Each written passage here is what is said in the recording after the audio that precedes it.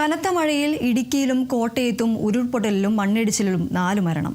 കോട്ടയം പയ്യാനിത്തോട്ടത്തിൽ ഉരുൾപൊട്ടലിൽ അമ്മയും മകനും മരിച്ചു. ഇടുക്കി കുടയത്തൂർ അടൂർമലയിൽ ഉരുൾപൊട്ടലിൽ അടൂർമല സ്വദേശി സുമതിയും കൊലഹൽമേട്ടിൽ വീടിന് മുകളിൽ മണ്ണിടിഞ്ഞ് 72-കാരനായ പ്രഭാകരൻ നായരും മരിച്ചു. കനത്ത മഴയിൽ കോട്ടയം ഈരാറ്റുപേട്ട പാല ഉൾപ്പെടെയുള്ള സ്ഥലങ്ങളിൽ വെള്ളം കയറി. പൂഞ്ഞാർ തെക്കേക്കര പയ്യാനിത്തോട്ടത്തിൽ പുലർച്ചെയോടെയാണ് ഉരുൾപൊട്ടൽ ഉണ്ടായത്. ഇരച്ചെത്തിയ ഉരുൾ മണപ്പാട്ട് ജോണിയുടെ വീട് പൂർണ്ണമായും മൂടി. തകർന്ന വീടിനുള്ളിൽ കുടുങ്ങിയ ജോണിയുടെ ഭാര്യ റെജീനയും മകൻ ജോസ്വിനും മരിച്ചു.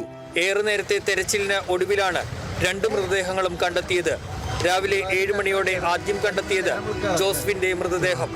5 മണിക്കൂറോളം നീണ്ട തെരച്ചിലിനൊടുവിലാണ് റെജീനയുടെ മൃതദേഹം കണ്ടെത്തിയത്.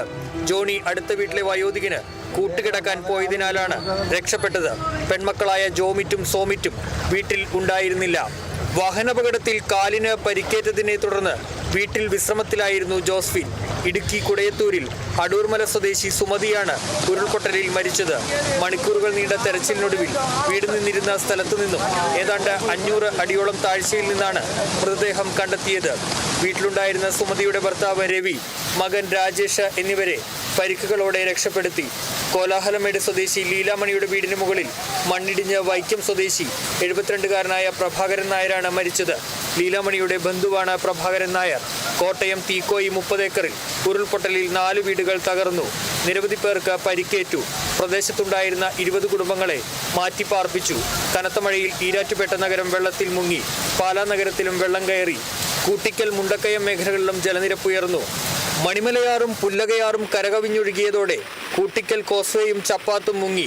പ്രദേശത്തെ നിരവധി വീടുകളിൽ വെള്ളം കയറി. മുണ്ടക്കയം കോസ്വേയിലും വെള്ളം കയറി ഗതാഗതം തടസ്സപ്പെട്ടു. കാഞ്ഞിരപ്പള്ളി പാറത്തോട് പ്രദേശങ്ങളിൽ പലയിടത്തും വെള്ളം കയറി. കാഞ്ഞിരപ്പള്ളി ഈരാറ്റുപേട്ട റോഡിൽ ആനക്കല്ല് ടൗണിൽ വെള്ളം കയറി ഗതാഗതം സ്തംഭിച്ചു. ചിറ്റാർപ്പുഴ കരകവിഞ്ഞതോടെ പൊൻകുന്നം എരുമേലി റോഡിൽ മണ്ണംപ്ലാവിൽ റോഡിലേക്കും സമീപത്തെ കടകളിലേക്കും വെള്ളം കയറി. വിവിധ ബ്യൂറോകൾക്കൊപ്പം news desk, Kerala vision news.